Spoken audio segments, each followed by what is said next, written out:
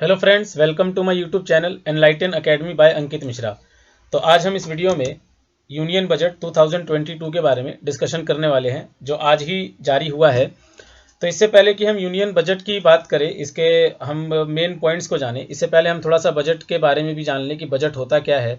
तो दोस्तों, हमारे गवर्नमेंट के पास जो कुछ भी रेवेन्यू आता है, रेवेन्यू रिसिप्ट या कैपिटल रिसिप्ट, ठीक है, तो उसको हम गवर्नमेंट की अर्निंग कहते हैं। तो गवर्नमेंट उस अर्निंग के बाद अपने खर्च भी देखता है ना, खर्च भी करता है। तो डेट इज जो आपका रेवेन्यू और एक्सपेंडिचर होता है, इसी चीज़ को हम क्या कहते हैं, बजट कहते हैं। तो जैसे कि हमारे कॉन्स्टिट्यूशन की अगर हम बात करें, तो हमारे कॉन्स्टिट्यूशन में बजट जैसे किसी शब्द का उपयोग एक्चुअली नहीं कहा गया है। ये तो हम अपने आम भाषा में बजट शब्द का उपयोग करते हैं। और हमारे कॉन्स्टिट्यूशन में बजट को एनुअल फाइनेंशियल स्टेटमेंट कहा गया, जिसको हिंदी में हम वार्षिक वित्तीय विवरण कहते हैं, एनुअल फाइनेंशियल स्टेटमेंट। और ये हमारे संविधान के अनुच्छेद 112 के अंतर्गत आता है। तो अगर हम बजट के थोड़ा सा इतिहास की बात करें, तो हमारे देश का जो पहला जनरल बजट है, फर्स्ट जनरल बजट, वो 1860 में जेम्स विल्सन के द्वारा लाया गया था। जेम्स विल्सन ने इसे प्रस्तुत किया था।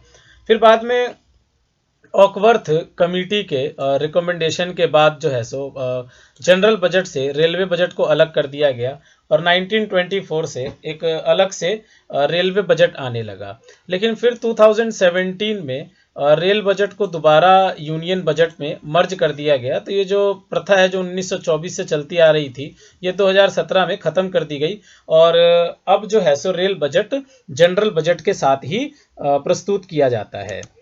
दोस्तों, अगर हम बजट की बात करें, तो ये बजट हमारे देश में फाइनेंस मिनिस्ट्री के अंतर्गत डिपार्टमेंट ऑफ इकोनॉमिक अफेयर के द्वारा बनाया जाता है। और इसको फाइनेंस मिनिस्टर प्रस्तुत करता है पार्लियामेंट के बजट सेशन में इसे प्रस्तुत किया जाता है। तो आज तक वैसे हमारे देश में सबसे ज़्यादा बार जो बजट प्रस्तुत करने का रिकॉर्ड है, वो मोरारजी देसाई के पास है। मोरारजी देसाई जो कि आज तक 10 बार बजट प्रस्तुत कर चुके हैं। और दूसरे नंबर पे पी चिदम्बरम का नाम आता है, जो कि 8 बार बजट प्रस्तुत कर चुके हैं फाइनेंस मिनिस्टर रहते हुए। तो ये कुछ ऐतिहासिक बिंदुओं पे हमने चर्चा किया। अब हम बजट 2022, जो हमारा यूनियन बजट 2022 का, इसके कुछ महत्वपूर्ण बिंदुओं को चर्चा करते हैं, इसके कुछ इंपॉर्टेंट पॉइंट्स को डिस्कस करते हैं। तो दोस्तों, इस बार हमारे फाइनेंस मिनिस्टर ने जो हमारा जीडीपी ग्रोथ जो एक्सपेक्ट किया है, वो 9.2% किया है, कि इस बार जो हमारा जीडीपी ग्रोथ है वो 9.2% रहने वाला है। तो हमारे फाइनेंस मिनिस्टर का कहना है कि ये जो इंडिया का जो ये ग्रोथ है, ये सभी एक प्रमुख देशों में हाईएस्ट है। जितने भी आपके प्रमुख देश होते हैं उनमें हाईएस्ट है। और अब हम एक स्ट्रॉन्ग पोजीशन भी इसमें अचीव कर रहे हैं। हमारे इस बार के बजट में 2022 के यूनियन बजट में जो मेन फोकस रहा, हम टॉप फोकस की बात करें, तो ये टॉप फोकस क्या रहा? एक तो पीएम गति शक्ति। पीएम गति शक्ति की अगर हम बात करें, तो दोस्तों पीएम गति शक्ति एक डिजिटल प्लेटफॉर्म है, जिसमें कुल 16 मिनिस्ट्रीज को जोड़ा गया है। इनके जो भी डेवलपमेंट प्रोजेक्ट होते हैं, उनमें आपस में अच्छे से कोऑर्डिनेशन बन सके, इसी के लिए पीएम गति शक्ति की शुरुआत की गई। और इसमें बाकी जो टॉप फोकस रहे, वो रहे आपके इंक्लूसिव डेवलपमेंट। देखो, इंक्लूसिव डेवलपमेंट का मतलब क्या होता है? समावेशित विकास की, एक ऐसा विकास जो कि सभी तक पहुंच सके, जिसका फायदा सभी को मिल सके। इसके बाद प्रोडक्टिविटी इन्हेंसमेंट की, प्रोडक्शन को बढ़ावा देना, उत्पादन को बढ़ावा देना, sunrise opportunities, energy transition, climate action and financing of investments. तो ये इस बार यूनियन बजट 2022 के कुछ टॉप फोकस थे। तो सबसे पहले हम लोग जो यूनियन बजट 2022 के इम्पोर्टेंट पॉइंट को डिस्कस करने जा रहे हैं, तो उसमें क्रिप्टो कॉइन के बारे में है, जिसे हम डिजिटल करेंसी भी कहते हैं। तो क्रिप्टो कॉइन आप जानते ही हैं, जैसे कि बिटकॉइन वगैरह हो गया। तो दोस्तों, पहले तो गवर्नमेंट का ये कहना था कि हमारे भारत में क्रिप्टो कॉइन वगैरह जो है सो बैन कर दिया जाएगा, है ना। लेकिन अभी गवर्नमेंट ने क्या प्रपोज किया है अपने इस बजट में, कि अब जो हमारा सेंट्रल बैंक यानी कि आरबीआई है, ये खुद का एक क्रिप्टो करेंसी इशू करेगा, डिजिटल रुपी इशू करेगा, या फिर आप इसे सेंट्रल बैंक डिजिटल करेंसी भी कह सकते हैं, सीबीडीसी। ठीक है, तो ये फिजिकल ईयर 2022-23 में आरबीआई के द्वारा इसे इशू किया जाएगा। और इसमें एक और बहुत खास बात है कि अब जो वर्चुअल एसेट्स है, यानी ये वर्चुअल एसेट जो क्रिप्टो करेंसी होते हैं, इन पे अब 30% टैक्स भी लगेगा। इवन अगर ये ट्रांसफर किया जाएगा, तो इस पे ट्रांसफर पे भी टैक्स लगेगा। अगर मान लो कि क्रिप्टो करेंसी गिफ्ट किया जाता है, तो जिस पर्सन को गिफ्ट किया जाएगा तो ये टैक्स उसे देना पड़ेगा। तो अब गवर्नमेंट इस पे टैक्स भी लगाने जा रही है, जो कि आपका 30% रहने वाला है। इसमें अगला जो पॉइंट है दोस्तों वो कस्टम्स ड्यूटी से रिलेटेड है। तो कस्टम ड्यूटीज की बात करें तो गवर्नमेंट का भी ये कहना है कि कुछ केमिकल्स हैं जिसमें मीथेनॉल भी है, तो इन पे कस्टम ड्यूटीज को कम किया जाएगा, है ना, डिक्रीज किया जाएगा, ताकि हम डोमेस्टिक मैन्युफैक्चरिंग को बढ़ावा दे सके। और फाइनेंस मिनिस्टर ने ये भी प्रपोज किया है कि कस्टम्स ड्यूटी जो है वो स्क्रैप स्टील पे भी कम किया जाएगा, जिससे कि जो एमएसएमईज है, यानी कि जो माइक्रो स्मॉल और मीडियम इंटरप्राइजेज हैं, उनको थोड़ा सा मतलब कि फ़ायदा मिल सके इस चीज़ का। ठीक है, तो इसलिए स्टील स्क्रैप पे भी कस्टम्स ड्यूटी को कम किया जाएगा। लेकिन वहीं अगर हम ज्वेलरी वगैरह की बात करते हैं तो इस पे कस्टम ड्यूटी को बढ़ाया जाना है ना, ताकि इसके इंपोर्ट को हम कम कर सके। देखो, जैसे कि हम जानते हैं कि जो सबसे ज़्यादा हमारे देश में जो सबसे ज़्यादा हमारा जो फॉरेन रिजर्व जो खर्च होता है, फॉरेन रिजर्व जो खर्च होता है वो आपका गोल्ड, यानी कि ज्वेलरी वगैरह के लिए गोल्ड का पर्पस कह सकते हैं, गोल्ड या फिर पेट्रोल वगैरह पे होता है। ठीक है, तो सरकार ने पहले भी गोल्ड के इंपोर्ट वगैरह को कम करने के लिए बहुत सारे स्कीम वगैरह, जैसे गोल्ड सोवरेन बॉन्ड वगैरह, ये सारी चीज़ों स्कीम भी लेके आई गवर्नमेंट पहले। तो अभी जो है सो खासकर कस्टम्स ड्यूटी ज्वेलरी पे बढ़ाया गया है, ताकि इसके इंपोर्ट को कम किया जा सके, और डायमंड वगैरह पे भी कस्टम्स ड्यूटी को बढ़ाया जाएगा। आगे आते हैं तो हम टेलीकॉम सेक्टर की बात करते हैं यहाँ पर। तो अभी फाइनेंस मिनिस्टर ने क्या कहा कि 2022 में जो 5G है, तो 5G स्पेक्ट्रम का ऑक्शन होगा, तो 5G रोल आउट किया जाएगा 2022 में। और ख़ास बात ये है कि दोस्तों इस 5G को जो है सो PLI स्कीम के अंतर्गत इसे लाया जाएगा। PLI की बात अगर हम करें तो इसका मतलब है आपका प्रोडक्शन लिंक्ड इंसेंटिव। ठीक है, प्रोडक्शन लिंक्ड इंसेंटिव। तो ये क्या होता है कि जो मैन्युफैक्चरिंग कैपेबिलिटीज है, किसी भी कंपनी की जो मैन्युफैक्चरिंग है उसकी कैपेबिलिटीज को बढ़ाने के लिए ये स्कीम लाया गया था। तो इसके अंतर्गत इसको लाया जाएगा, ताकि ताकि जो रूरल और रिमोट एरियाज हैं यहाँ भी ब्रॉडबैंड और मोबाइल कम्युनिकेशन काफ़ी एफोर्डेबल हो सके। तो आते हैं अगले पॉइंट पर, हम ट्रैवल की भी बात कर लेते हैं। तो इस बार के बजट में ये भी कहा गया कि अब 2022-23 से इलेक्ट्रॉनिक पासपोर्ट ई पासपोर्ट लाया जाएगा, और इस ई पासपोर्ट में एक चिप भी एम्बेडेड होगा।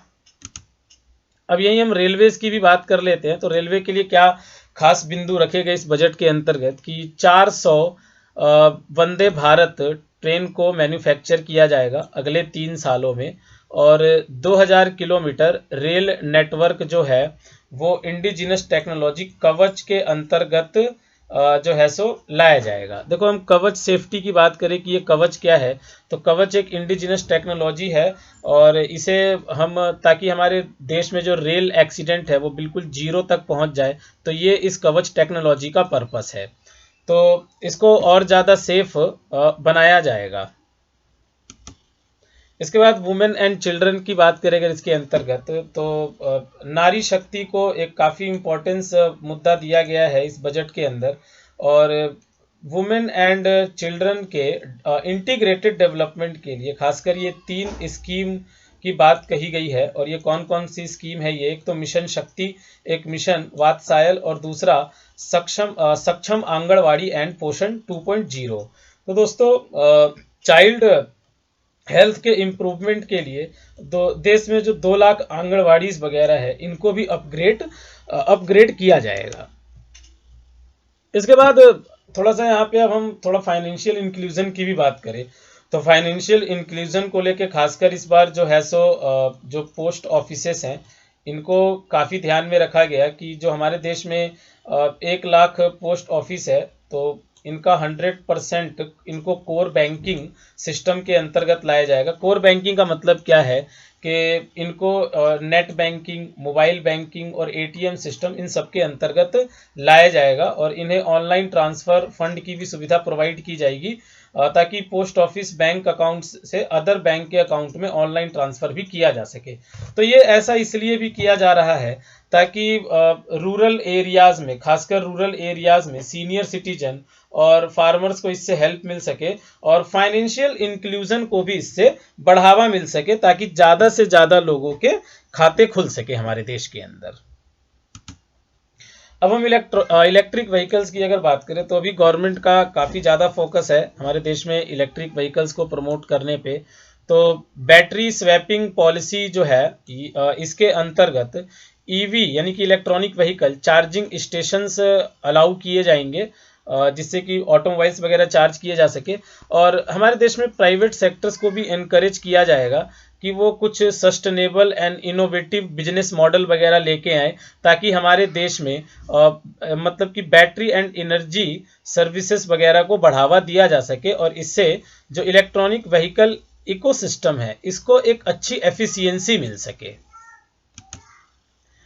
आगे अगर दोस्तों हम एग्रीकल्चर की बात करें कि एग्रीकल्चर को लेकर क्या इस बार बजट में रखा गया, तो अभी जो है so government wheat and paddy मतलब कि गेहूं और चावल के प्रिक्योरमेंट के लिए, इसको खरीदने के लिए एमएसपी के अंतर्गत गवर्नमेंट ने 2.37 लाख करोड़ जो है सो रखा है, पे किया जाएगा मतलब। और 2022-23 को जो है so international year of millets है ना, कि जो मोटा अनाज के वर्ष के रूप में भी घोषित किया गया है। 2022-23 has been announced as international year of millets. देखो ये जो है बहुत ही इंपॉर्टेंट पॉइंट हो सकता है, ठीक है, ये बहुत ही इंपॉर्टेंट क्वेश्चन हो सकता है कि 2022-23 को खासकर एग्रीकल्चर पॉइंट ऑफ व्यू से किस ईयर के रूप में अनाउंस किया गया है, तो इंटरनेशनल ईयर ऑफ मिलेट्स, ठीक है, तो याद रखना ये आप लोग। इसके बाद हमारे यहाँ पे जो डोमेस्टिक ऑयल सीड प्रोडक्शन है इसको भी बढ़ावा दिया जाएगा। ऑयल सीड मतलब तिलहन उत्पादन को भी बढ़ावा दिया जाएगा, ताकि हम इंपोर्ट को कट कर सके, आयात को कम कर सके, ताकि इसका आयात कम हो सके हमारे देश में, कि हम खुद है ना डोमेस्टिक लेवल पे ही इसके प्रोडक्शन को इंक्रीज करेंगे। इसके बाद दोस्तों किसान ड्रोन्स के भी यूज़ किए जाएंगे। और किसान ड्रोन्स का यूज़ जो है सो मेनली किस पर्पस के लिए किया जाएगा, तो एक तो क्रॉप असेसमेंट के लिए, दूसरा लैंड रिकॉर्ड के लिए और इंसेक्टिसाइड्स वगैरह स्प्रे करने के लिए किसान ड्रोन्स भी उपयोग किए जाएंगे। और ऐसा एक्सपेक्टेड है कि ये एग्रीकल्चर सेक्टर में एक मतलब कि एक बहुत ही अच्छी टेक्नोलॉजी लेके आएगा। सेकेंड पॉइंट यहाँ पे ये अगला कि केन बेतवा जो रिवर लिंकिंग प्रोजेक्ट है इसको भी अनाउंस किया गया है, और इस प्रोजेक्ट को 44,605 करोड़ रुपए के साथ अनाउंस किया गया है, 44,605 करोड़। बाकी जो अपना जो गंगा रिवर कॉरिडोर है नॉर्थ इंडिया में, गंगा रिवर कॉरिडोर, तो इसमें नेचुरल फार्मिंग को भी प्रमोट किया जाएगा, ये भी गवर्नमेंट का एक प्रपोजल है। दोस्तों हाउसिंग एंड अर्बन प्लानिंग की बात करें तो पीएम आवास योजना के अंतर्गत 48,000 करोड़ रुपए अलॉट किया जाएगा, और 2022-23 में टोटल 80 लाख हाउस होल्ड होंगे जिनको आइडेंटिफाई किया जाएगा, ताकि उनके लिए एक अफोर्डेबल हाउस बनाया जा सके, ठीक है। इसके बाद 3.8 करोड़ हाउस होल्ड्स के लिए टैप वाटर के लिए 60,000 करोड़ एलोकेट किया गया है। टैप वाटर क्या होता है कि पीने योग्य जल, पेयजल है ना, तो पेयजल के लिए 60,000 करोड़ रुपए एलोकेट किया गया है। यहाँ पे अगर हम इंफ्रास्ट्रक्चर की बात करें तो जो हमारे यहाँ पे नेशनल हाईवे नेटवर्क है इसको एक्सपेंड किया जाएगा फाइनेंशियल ईयर 2022-23 में, और ये कितना एक्सपेंड होगा, तो 25,000 किलोमीटर तक एक्सपेंड होगा। 100 पीएम गति शक्ति टर्मिनल्स सेटअप किए जाएंगे अगले 3 साल में। ये पीएम मतलब कि गति शक्ति क्या है मैं आपको पहले ही बता के आ चुका हूं कि एक अच्छा कोऑर्डिनेशन बनाया जा सके सभी मिनिस्ट्रीज के बीच में, ताकि डेवलपमेंट प्रोजेक्ट को और एफिशिएंट बनाया जा सके। तो इसको फास्ट और अच्छे से बनाने के लिए 100 पीएम गति शक्ति टर्मिनल सेटअप किए जाएंगे। इसके बाद नेक्स्ट पॉइंट ये है इस बार के बजट में कि अगले 5 साल में 60 लाख जॉब्स जो है, जो 60 लाख नौकरियां हैं वो भी क्रिएट की जाएंगी। दोस्तों अगर हम फाइनेंशियल ईयर 2022-23 के अगर हम फिजिकल डेफिसिट की बात करें तो इसका जो फिजिकल डेफिसिट है वो कितना एस्टिमेट किया गया है, तो 6.4% ऑफ जीडीपी। फिजिकल डेफिसिट क्या होता है दोस्तों कि हमारी सरकार हमारे बजट को पूरा करने के लिए, अपने बजट एक्सपेंडिचर को पूरा करने के लिए जो कर्ज लेती है, जो लोन लेती है ना, मतलब कि उसके इनकम से जब वो बजट पूरा नहीं हो सकता और हमारी सरकार उस बजट के एक्सपेंडिचर को पूरा करने के लिए लोन लेती है, तो उसको हम फिजिकल डेफिसिट कहते हैं। तो 2022-23 में इसे 6.4%, जीडीपी का 6.4% एस्टिमेट किया गया है। और सरकार ने 2025-26 तक ये कहा है कि हम इसको जीडीपी के 4.5% से कम लाने का प्रयास करेंगे। तो सरकार ने लास्ट टाइम ये भी कहा कि ये जो फिजिकल डेफिसिट जो हाई रहा है, इसकी जो प्रमुख वजह है वो कोरोना भी है, थोड़ा कोरोना की वजह से भी ये हाई रहा है। इसके बाद जो टैक्स स्लैब्स है, इसमें दोस्तों कोई भी चेंजिंग नहीं किया गया है, ये एज इट इज पहले की ही तरह है। और जो सेज एक्ट है, स्पेशल इकोनॉमिक जोन, अब इस एक्ट को रिप्लेस किया जाएगा और इसकी जगह एक नया कानून लाया जाएगा। अगर हम सेज की बात करें कि सेज क्या होता है, तो ये स्पेशल इकोनॉमिक जोन होता है। सेज का गठन जो है दोस्तों वो मतलब कि एक तो एफडीआई बढ़ाने के लिए, फॉरेन डेवलपमेंट इन्वेस्टमेंट बढ़ाने के लिए किया जाता है। दूसरा कि इसका जो मेन पर्पस होता है वो एक्सपोर्ट का होता है कि ये एक्सपोर्ट ओरिएंटेड इंडस्ट्रीज होते हैं।